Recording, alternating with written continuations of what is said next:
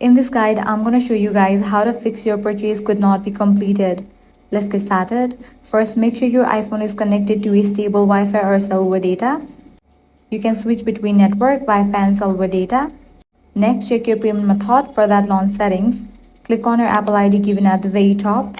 Then head over to the option payment and shipping. Verify that your payment method is valid, has not expired, and that your billing information matches the details on the file with your bank. If necessary, update your payment method or add a new one. Now check for any unpaid orders or pending charges. Open the App Store, click on your profile icon.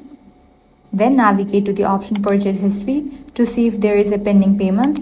Apple may block new purchases until outstanding balances have been paid. You should also verify your country or region. For that, head back. Go to Settings, click on your Apple ID, select the option Media and Purchases, click on View Account, click on the option Country or Region. Now from here, select the correct country. If the issue continues, sign out of your Apple account and sign back in. For that, head back. Click on Sign Out, confirm it, and sign back in. Next, check for software update. For that, head back, go to General, go to Software Update. If any new updates are available for your device software, just update it.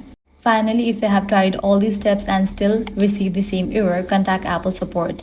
So launch your preferred browser, type in Apple support, head over to its official website, support.apple.com. Here, click on iPhone and go through the process. So that's it. If this guide helped you out, do not forget to like, share, and subscribe.